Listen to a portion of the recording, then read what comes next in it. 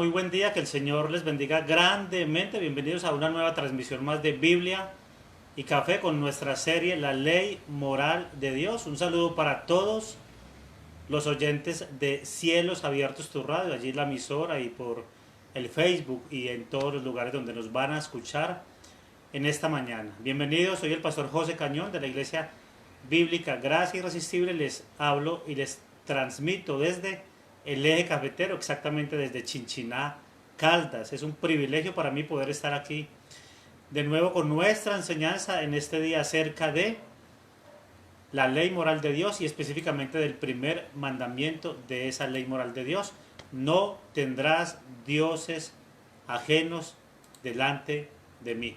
Así que sean todos bienvenidos y continuamos con este hermoso mensaje que dejamos comenzado la semana pasada debido a que se nos cayó la transmisión, pero vamos a retomar hoy comenzando desde el principio, obviamente leyendo allí en Éxodo capítulo 20 versículo 1, 2 y 3, donde la escritura dice: habló Dios todas estas palabras diciendo: yo soy Jehová tu Dios, que te saqué de la tierra de Egipto, de casa de servidumbre.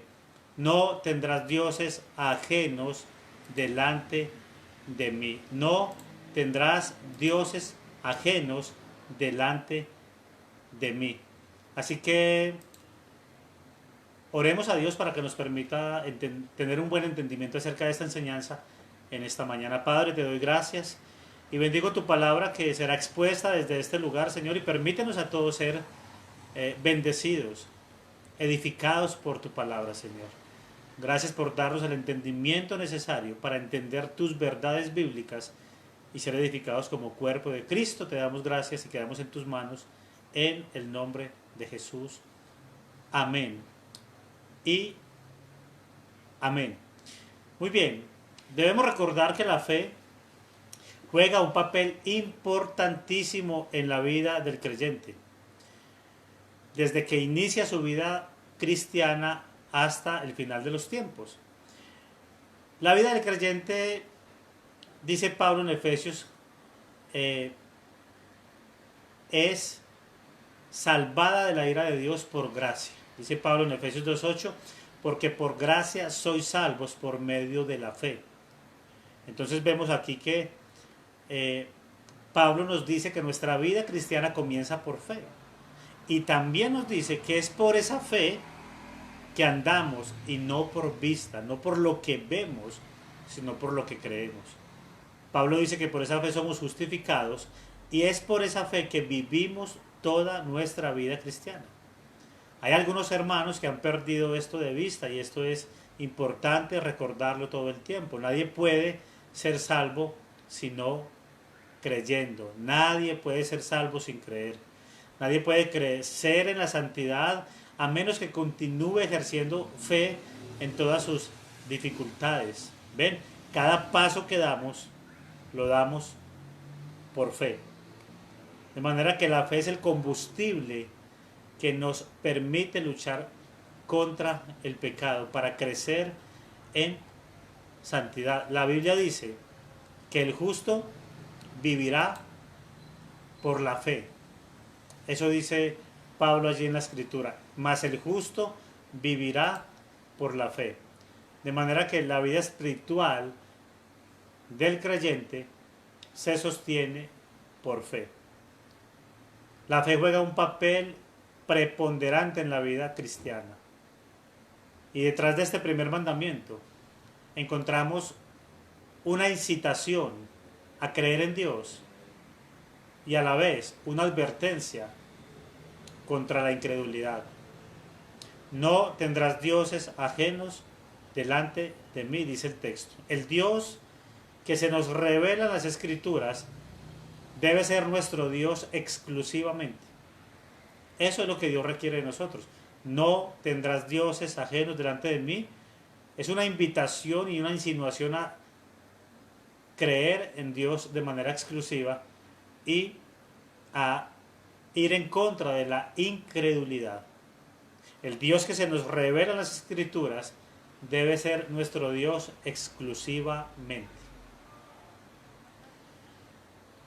Es un llamado a la fe, el primer mandamiento de la ley moral de Dios. Es un llamado a creer. Es una advertencia contra la incredulidad. Ahora, la pregunta que debemos hacernos en esta mañana es, ¿cuál es la relación que existe entre la fe y la ley moral de Dios? ¿Cuál es la relación que existe entre la ley y la fe? ¿Por qué estamos hablando hoy de fe? ¿Cuál es la relación que existe entre el creer y el obedecer? Todos los mandamientos dependen del primero. No tendrás dioses ajenos delante de mí.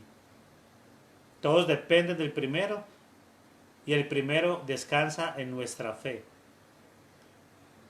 Esto es, que tener a Dios como nuestro Dios de forma exclusiva significa descansar en Él. Y descansamos en Él porque Él es exclusivamente nuestro Dios, porque no tenemos otro, porque además no existen otros dioses. No existe antagonismo en vivir por fe y vivir en obediencia a la ley de Dios. No es contrario el obedecer y el creer, van de la mano. Quiero decir con esto que una vida de fe trae como consecuencia vivir en obediencia a la voluntad de Dios que ha sido revelada en los 10 mandamientos que estamos estudiando en esta serie. Voy a repetir esto. Una vida de fe trae como consecuencia vivir en obediencia a la voluntad de Dios que ha sido revelada en los 10 mandamientos. Ese es el punto. ¿Ven? No es antagónico, no es contrario a lo que estamos viendo aquí. La fe y la obediencia deben caminar juntas en la vida del cristiano. Y esto es muy importante que lo entendamos. La fe y la obediencia deben ir juntas, deben ir de la mano en la vida de todo cristiano. Hasta hoy hemos visto lo que está detrás del mandamiento, hemos visto la esencia de ese mandamiento. Vamos a mirar entonces lo que se nos ordena hacer en el primer mandamiento de la ley de Dios. Lo que se nos ordena hacer en este mandamiento. ¿Qué nos ordena Dios que seamos? ¿Qué significa tener a Dios como Dios? Vamos a detallar esto en esta mañana. En primer lugar, este precepto de la ley moral de Dios, este mandamiento, requiere que nosotros conozcamos a Dios. Es importantísimo entender que este precepto de la ley moral de Dios requiere que nosotros conozcamos a Dios. Es importante que tengamos un conocimiento adecuado de Dios. Y esto implica el comprender ciertas verdades acerca de Dios. El hombre, a diferencia de los animales, es un ser creado a imagen de Dios. El hombre posee intelecto, posee voluntad y posee emociones. El hombre puede analizar la información, sacar conclusiones, detallarla, procesarla. No podemos amar, servir y adorar a aquello que no conocemos. No podemos ser como los atenienses que tenían un altar a un Dios no conocido. Un altar a cualquiera que sea el Dios no conocido. Nosotros no podemos ser como ellos. La adoración debe incluir nuestra capacidad de razonar, como bien lo advirtió Jesús en Mateo 22:37. Jesús les dijo: amarás al Señor tu Dios con todo tu corazón, con toda tu alma y con toda tu mente. Y en el Evangelio de Juan, en capítulo 4, versículo 22 al 24 leemos: vosotros adoráis lo que no sabéis, nosotros adoramos lo que sabemos, porque la salvación viene de los judíos. Mas la hora viene, y ahora es cuando los verdaderos adoradores adorarán al Padre en espíritu y en verdad, porque también el Padre tales adoradores busca que le adoren. Dios es espíritu, y los que lo adoran en espíritu y en verdad es necesario que le adoren. Esto quiere decir que hay verdaderos adoradores y hay otros que no lo son. Es lo que está diciendo el Señor, que hay verdaderos adoradores y que hay falsos adoradores. Por eso, para ser un verdadero adorador es necesario conocer a Dios. Es necesario conocer a Dios para ser un verdadero adorador, como lo pide Dios en su palabra. En Juan 17:3, en la oración, allí en el aposento alto, dice el Señor Jesucristo en el capítulo 17, versículo 3 de Juan, y esta es la vida eterna, que te conozcan a ti, el único Dios verdadero. Wow. Y esta es la vida eterna, que te conozcan a ti, el único Dios verdadero. ¿Puede el hombre conocer a Dios? En 1 Corintios capítulo 12 el apóstol Pablo escribe lo siguiente, versículo 11. Porque ¿quién de los hombres sabe las cosas del hombre sino el espíritu que está en él? Así tampoco nadie conoció las cosas de Dios sino el espíritu de Dios. Entonces solo Dios conoce perfectamente, o solo Dios se conoce perfectamente a sí mismo. No obstante, esto no quiere decir que nosotros no podamos conocer a Dios. Lo podemos conocer verdaderamente, aunque no perfectamente, porque solo Él se conoce perfectamente a sí mismo.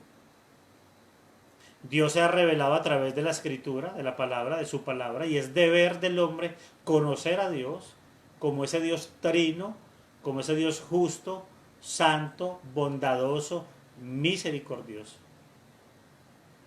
Ahora, el conocimiento intelectual, esta es una buena advertencia, de algunas verdades bíblicas no es suficiente para que alguien afirme que conoce a Dios. Podemos tener toda la información bíblica doctrinalmente correcta y no conocer a Dios. Tener cierta información es necesario, pero no es suficiente. Ese es el punto. Tener toda la información acerca de Dios es necesario y es correcto, pero no será suficiente. Muchos saben mucho acerca de Dios, pero no tienen una relación con Dios. Se puede tener una relación, una información de Dios y no tener una relación de intimidad con Dios. Entonces, en primer lugar, debo tener información de Dios y en segundo lugar, yo debo tener o reconocerle como Dios. En primer lugar, tener la información y en segundo lugar, reconocerle. Muchos tienen toda la información, pero no lo reconocen como a Dios. Nadie puede reconocerle si no tiene buena información, toda acerca de Dios. ¿Han leído el Salmo 2, capítulo 2, versículo 1 al 3, donde dice: ¿por qué se amotinan las gentes y los hombres o los pueblos piensan cosas vanas? Se levantarán los reyes de la tierra, dice el salmista, y principales consultarán unidos contra Jehová y contra su ungido, diciendo: rompamos sus ligaduras y echemos de nosotros sus cuerdas. Ellos conocen que Dios reina, pero se rebelan contra su autoridad. Allí el salmista sigue diciendo: rompamos sus ligaduras y echemos de nosotros sus cuerdas. Se puede tener información correcta acerca de Dios, pero no reconocerlo como Dios. El apóstol Santiago, en el capítulo 2 de su carta, versículo 19, nos dice: ¿tú crees que Dios es uno? Bien haces. También los demonios creen y tiemblan. Los demonios tienen mucha información doctrinal acerca de Dios, pero no le aman. Pero no se someten a su voluntad, no lo obedecen. Pero tiemblan delante de él, como tiembla un soldado delante de su enemigo. Así tiembla Satanás delante del Señor. Y tiene toda la información doctrinal, pero no le ama, no le obedece, no se somete. Muchos hombres hacen lo mismo. Tienen la información doctrinal acerca de Dios, pero no le aman, no se someten, no le siguen. Pero el hombre que teme a Dios como Dios, no solo posee información acerca de ese Dios divino y una información correcta, sino que reconoce con deleite el pleno derecho que tiene Dios de ser Dios. El hombre que reconoce a Dios como Dios se somete gustosamente a su gobierno soberano, aun cuando muchas veces no puede comprender el proceder de Dios. Ese hombre que tiene a Dios como Dios le adora a la perfección de su carácter. Ese hombre encuentra su completa satisfacción y deleite en todo lo que él es y en todo lo que él hace por su pueblo. Ese hombre que tiene a Dios como Dios ha llegado a conocer a Dios como le conoció Job después de su aflicción. La paz llegó al corazón de Job, no cuando él recibió todas las respuestas a todas sus preguntas, sino cuando reconoció el derecho que tiene Dios de ser Dios soberano. El hombre que teme a Dios como Dios y que tiene a Dios como Dios reconoce su soberanía en todo lo que sucede en el universo.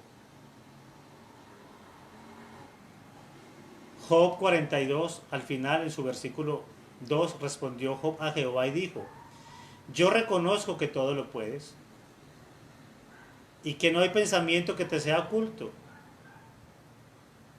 ¿Quién es el que, falto de entendimiento, oscurece el consejo? Así hablaba yo y nada entendía. Eran cosas demasiado maravillosas para mí que yo no comprendía, dice Job. Escucha, te ruego y hablaré. Te preguntaré y tú me enseñarás. De oídas te había oído, mas ahora mis ojos te ven. Wow, ahora te conozco. De oídas te conocía, mas ahora mis ojos te ven. Ahora, Dios, sé quién eres. Ahora te conozco. Ahora te voy a poder adorar de la mejor manera porque ya te conozco. Ahora que te tengo como mi Dios y que te conozco, puedo adorarte con todo mi corazón. La teoría de Job se había convertido en una realidad. Todo lo que Job sabía de parte de Dios ahora era real en su vida. Ahora era algo nítido y claro en su vida. Y esto nos enseña que la aflicción nos permite conocer a Dios como realmente es. Bendito el nombre del Señor. Job no conocía a Dios, por eso pidió explicaciones a Dios. Y el propósito de la lección que Dios le da a Job era precisamente que él entendiera que Dios es Dios y no está obligado a darnos explicaciones. Quien se someta a la soberanía de Dios es aquel que conoce a Dios. No tendrás dioses ajenos delante de mí. Debemos conocerle. Debemos reconocerle como Dios. Esto es someternos gustosamente a Él. Realmente, hermanos y amigos, el primer mandamiento es un llamado a la fe. Es un llamado a creer en Dios. Es una insinuación a confiar en Dios. Es una invitación a descansar en Dios. No tendrás dioses ajenos delante de mí. En 2 Corintios el apóstol Pablo en el capítulo 4 versículo 3 escribe: pero si nuestro evangelio está aún encubierto, entre los que se pierden está encubierto, en los cuales el Dios de este siglo cegó el entendimiento de los incrédulos para que no les resplandezca la luz del evangelio de la gloria de Cristo, el cual es la imagen del Dios, porque no nos predicamos a nosotros mismos, sino a Jesucristo como Señor y a nosotros como vuestros siervos por amor a Jesús. Porque Dios, que mandó que de las tinieblas resplandeciese la luz, es el que resplandeció en nuestros corazones para iluminación del conocimiento de la gloria de Dios en la faz de Jesucristo. Si el apóstol Pablo dice que el pecador está ciego, que el Dios de este siglo ha cegado el entendimiento para que no pueda ver la gloria de Dios. Este hombre ciego, en que busca su deleite, en otras cosas, más que en Dios, está ciego, y así está el pecador. Y este ciego no puede contemplar la hermosura de Dios. Este ciego no entiende que es bienaventurado quien tiene a Dios como su Dios, exclusivo. Un ciego no va a comprender el Evangelio hasta que Dios haga su obra en él, hasta que Dios abra sus ojos. Porque no nos predicamos a nosotros mismos, sino a Jesucristo como Señor, y a nosotros como vuestros siervos por amor a Jesús. Porque Dios, que mandó que de las tinieblas resplandeciese la luz, es el que resplandeció nuestros corazones para iluminación del conocimiento de la gloria de Dios en la faz de Jesucristo. Pero tenemos ese tesoro en vasos de barro, versículo 7, para que la excelencia del poder sea de Dios y no de nosotros. ¿De cuál tesoro habla el apóstol Pablo allí? El Evangelio, la predicación del Evangelio. El Evangelio nos lleva a exclamar lo que el salmista exclamó en el Salmo 16. En tu presencia hay plenitud de gozo y delicias a tu diestra para siempre. Delicias a tu diestra para siempre. O como dice Asaf en el Salmo 73, versículo 25. ¿A quién tengo yo en los cielos, sino a ti? Y fuera de ti nada deseo en la tierra. Pero en cuanto a mí, el acercarme a Dios es el bien, dice el salmista. Mas al acercarme a ti es el bien, dice Asaf. Ellos entendieron que no hay nada más bienaventurado que tener a Dios como Padre. Un Padre lleno de gracia y un Padre lleno de bondad. Un Padre tan bueno que envió a su Hijo para salvar a su pueblo de su propia ira. Esta es la invitación, la misma del Salmo 34. Gustad y ved que es bueno Jehová, dichoso el hombre que confía en él. El Dios que hace salir el sol sobre buenos y malos y que hace llover sobre justos e injustos. Es ese Dios de misericordia inagotable. La Biblia dice que tenemos la paternidad de Dios o tenemos la paternidad del diablo. No tendrás dioses ajenos delante de mí. Es conforme a la verdad que Dios nos dice esto. Gustad y ved que es bueno Jehová, dichoso el hombre, bienaventurado, feliz el hombre que confía en él.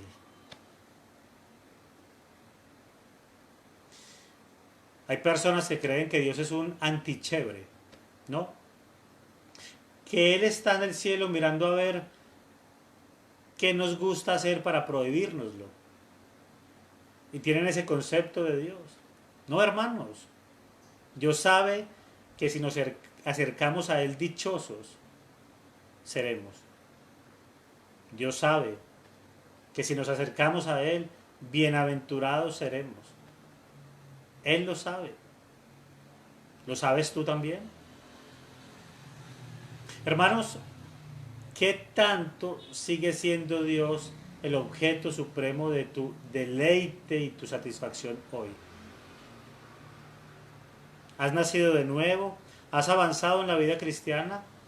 ¿Has caminado en la vida cristiana? Pero hoy, ¿qué tanto sigue siendo Dios tu deleite?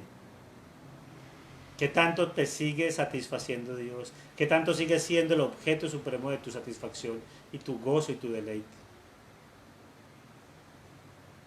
¿Qué tanto estás creciendo en el conocimiento de Dios?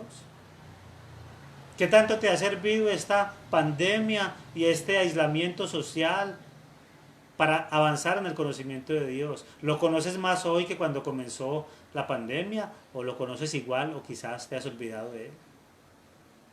Es una buena pregunta. que tanto estás creciendo en el conocimiento del Señor.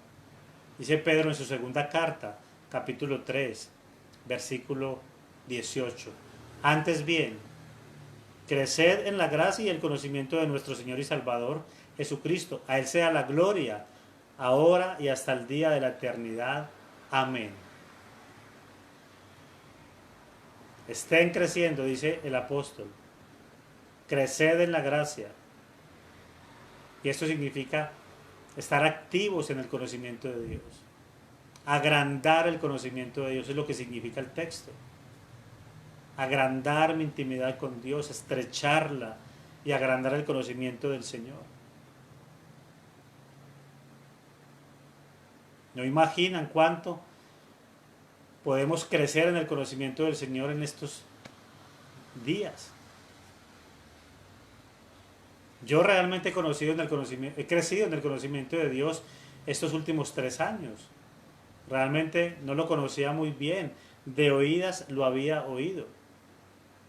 Y es una maravilla conocer a ese Dios que tenemos como Dios. Es glorioso tener al Dios de la Biblia como Dios. Es un privilegio para nosotros tener al Dios de la Biblia como nuestro Dios.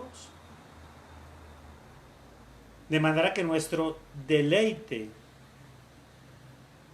nuestra dicha, nuestra satisfacción debe ser notorio para que muchos quieran venir a Dios. Que se note el gozo de lo que realmente eres, que se note que eres un verdadero creyente, que se note que tienes al Dios de la Biblia como Dios, que se note, que sea notorio para muchos que quieran venir a ese Dios al que tú ya conoces, estás conociendo y conocerás mucho más. Qué bueno que muchos te vean y digan, yo quiero a ese Dios que tú tienes. Quiero deleitarme en ese Dios en el que tú te deleitas.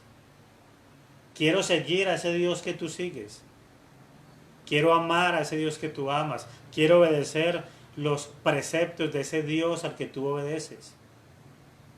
Quiero seguir a ese Dios que tú sigues. Quiero adorar a ese Dios que tú adoras. Esto sería fabuloso.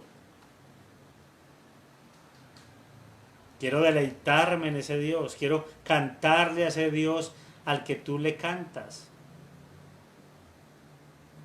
Que la gente se sienta atraída por ese Dios por el que tú te sientes atraído. Que vean tu pasión por ese Dios que te ha salvado. Que vean el denuedo con el que hablas de ese Dios al mundo perdido.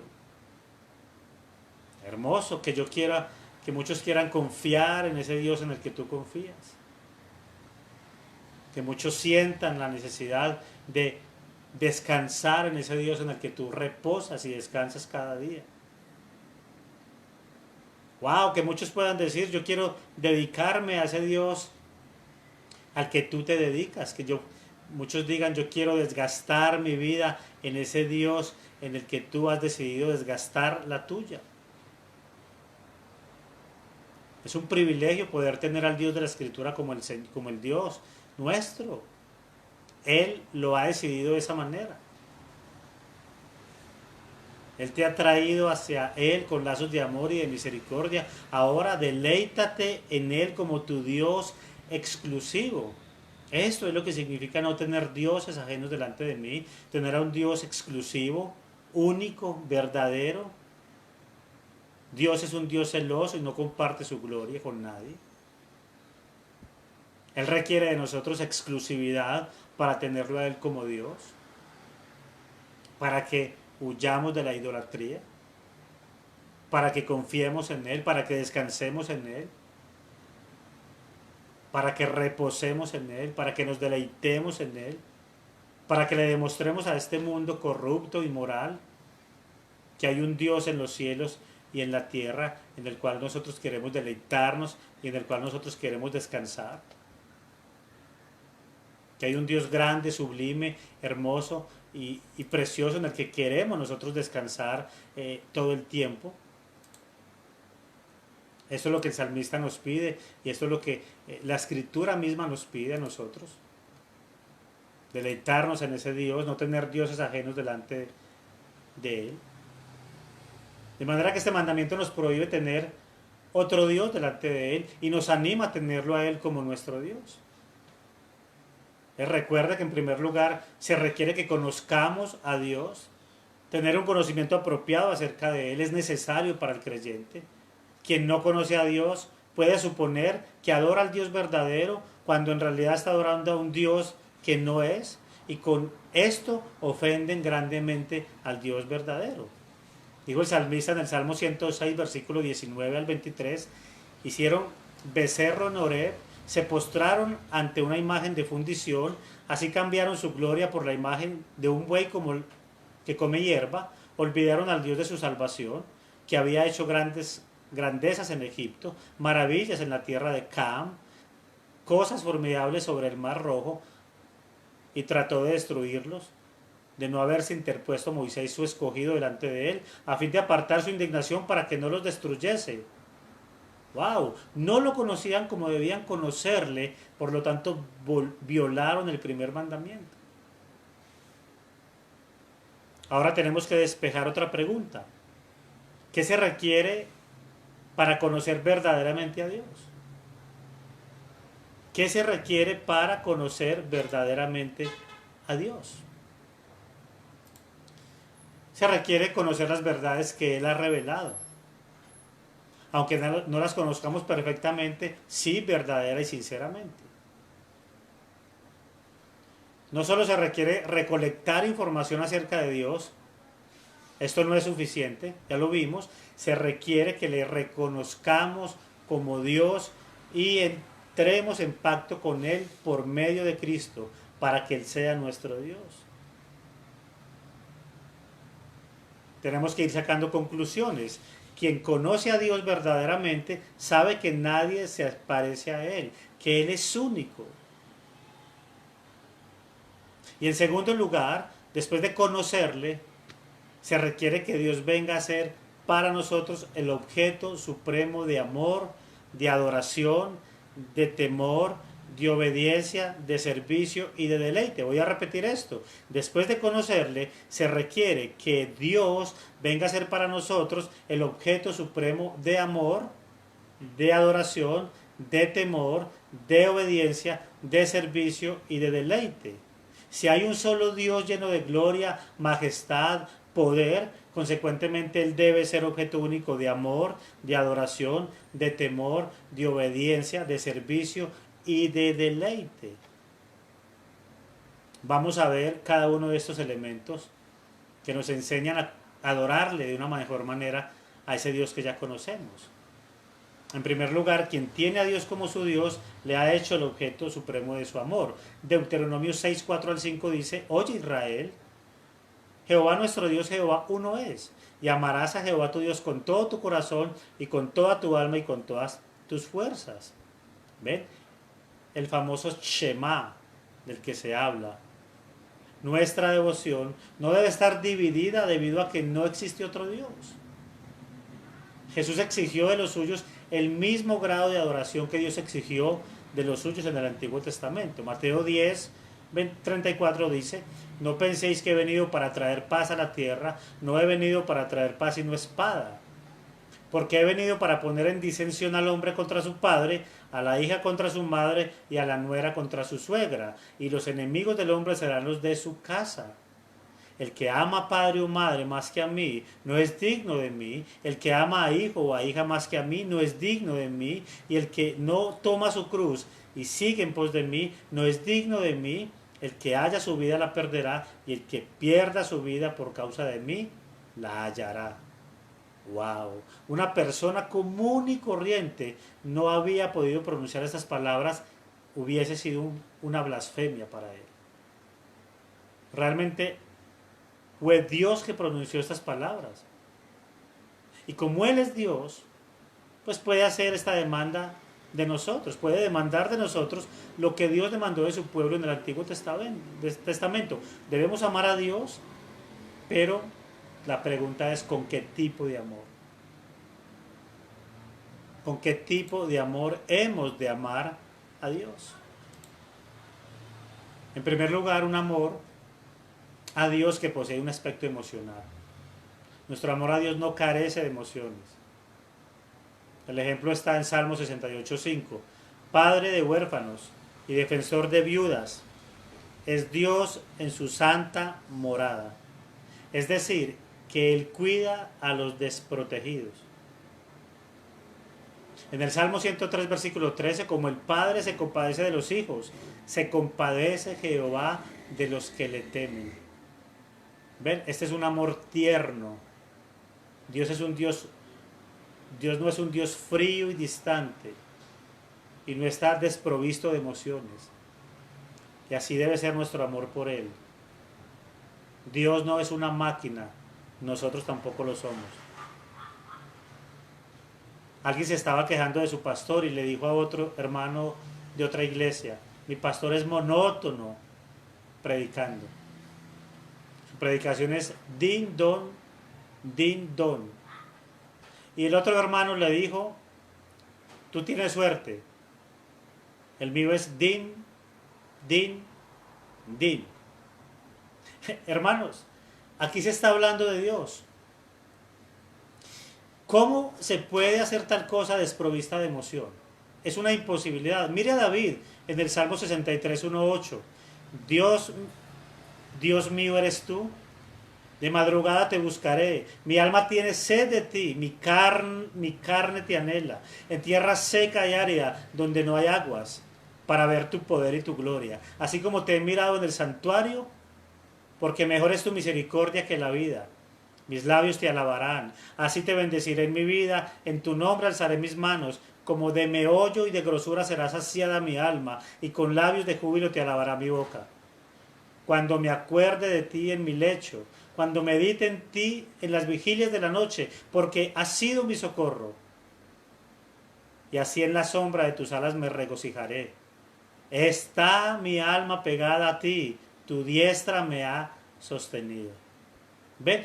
El salmista nos muestra muchas emociones aquí, de manera que el amor a Dios va cubierto también e incluye todo tipo de emociones por Él. Seríamos como un palo o una pared si no tuviéramos emociones en el amor que tenemos por Dios.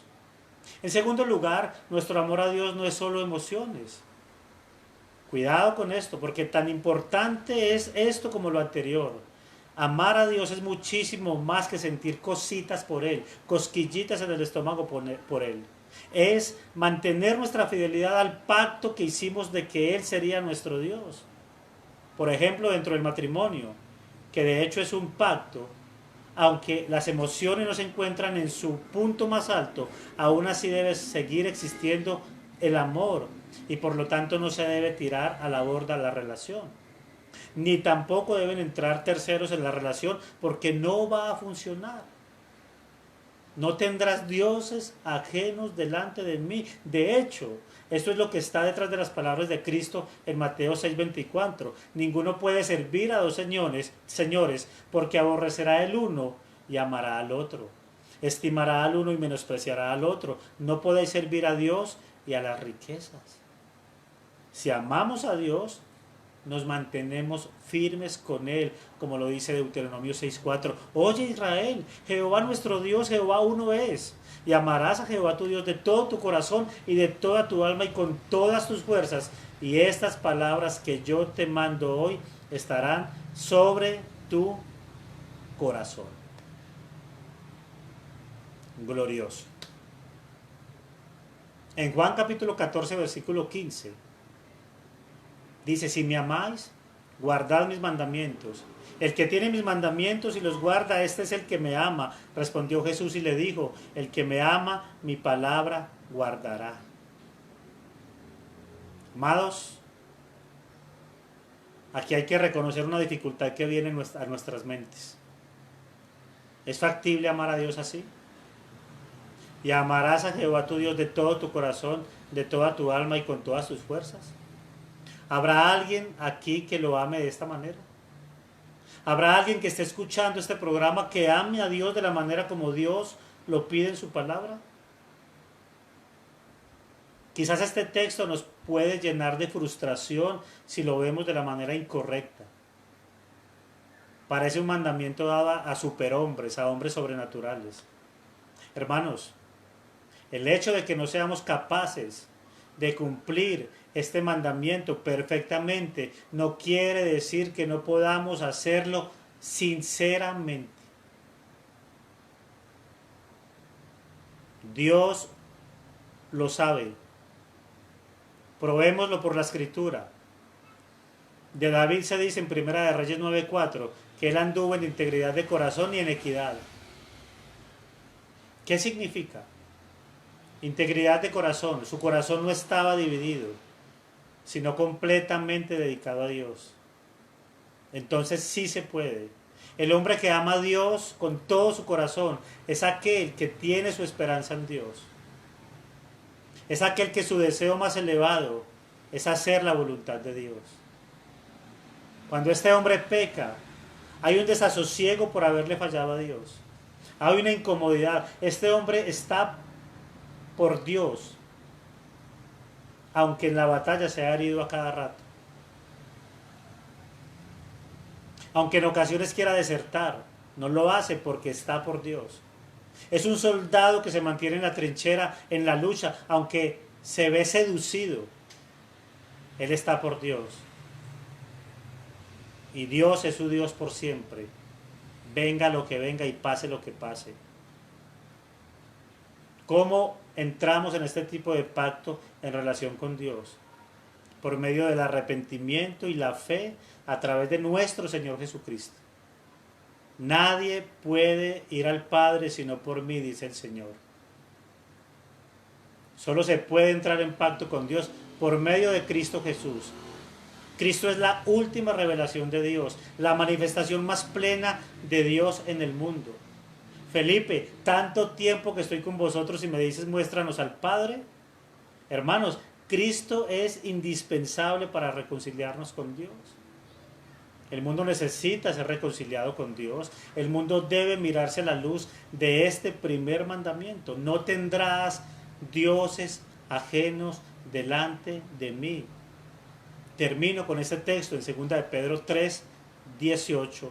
Antes bien, creced en la gracia y el conocimiento de nuestro Señor Jesucristo. A Él sea la gloria, ahora y hasta el día de la eternidad. Amén y amén. Hermanos, qué gloriosa es su palabra. Qué preciosa es su palabra, qué hermosos son sus mandamientos y qué bueno poder deleitarnos en este primer mandamiento de la ley moral de Dios. No tendrás dioses ajenos delante de mí. Significa confiar, conocerle, descansar en Él. Significa caminar con Él en fe, caminar por fe y no por vista. Que Dios nos ayude, amados míos, a deleitarnos en Él todo el tiempo como verdaderos creyentes y que muchos, como lo dije anteriormente, puedan y quieran y anhelen seguir a ese Dios que nosotros seguimos, amar al Dios que amamos, adorar al Dios que adoramos, orar al Dios al que oramos, esperar en el Dios en el que esperamos. Que esta sea nuestra predicación constante, una fe genuina en ese Dios verdadero que nos lleve a cumplir sinceramente ese primer mandamiento de la ley moral de Dios. Que Dios nos ayude a atesorar esta verdad bíblica en nuestro corazón para caminar constantemente creyendo en Él siempre y creciendo en santidad y creciendo en el conocimiento de Dios y como dijo el apóstol Pedro, allí en ese texto, creciendo en la gracia y el conocimiento de nuestro Señor y Salvador Jesucristo, para que a Él sea la gloria hasta el día de la eternidad. Amén. Que Dios nos ayude a permanecer fieles a su palabra. Oremos todos juntos al Señor. Padre, te doy gracias por tu palabra, Señor. Es un deleite poder enseñarla y poder escucharla. Es un deleite poder creer, caminar creyendo y terminar creyendo en ti, Señor. Es un deleite poder conocerte cada día más para adorar al Dios verdadero, al que verdaderamente conocemos, Señor. Oh Dios, que tu palabra no regrese a ti vacía, sino que cumpla el propósito por el cual fue trazada y enseñada, y que cada oyente de este programa, Dios, en los diferentes lugares, se sienta alimentado, redarguido, enseñado, instruido y corregido por tu palabra. Gracias por dárnosla, Señor. Gracias por permitirnos deleitarnos en ella. Gracias porque tus mandamientos son para nosotros un deleite y no serán gravosos si hemos nacido verdaderamente de nuevo, Señor. Que el Espíritu Santo que mora en nosotros nos ayude a ser fieles a estos mandamientos, a ser fieles a este primer mandamiento de no tener dioses ajenos delante de ti. Que tú seas nuestro Dios exclusivo, Señor. Que ese sea nuestro deleite en el Dios de la Escritura, en el Dios que se ha revelado en su palabra. Permítenos a cada uno de nosotros deleitarnos en ese Dios verdadero, confiar en ese Dios verdadero, reposar en ese Dios verdadero, Señor. Y gracias por este tiempo y por permitirnos compartir todos desde diferentes lugares la palabra de Dios. Que el amor del Padre, que la gracia de nuestro Señor Jesucristo y que la comunión del Espíritu Santo esté con todos nosotros eternamente y para siempre, en el nombre de Jesús. Amén. Y amén. Muy bien, hermanos, me despido. Soy el pastor José Cañón desde Chinchiná, Caldas, tierra cafetera. Es una bendición y es un deleite poder estar con ustedes nuevamente. Nos escuchamos el próximo miércoles a las 9 de la mañana aquí en Cielos Abiertos, tu radio. Gracias al pastor Dani, un abrazo para todos y continuamos entonces la próxima semana con esta serie de la ley moral de Dios y este primer mandamiento: no tendrás dioses ajenos delante de mí. Que el Señor los continúe bendiciendo.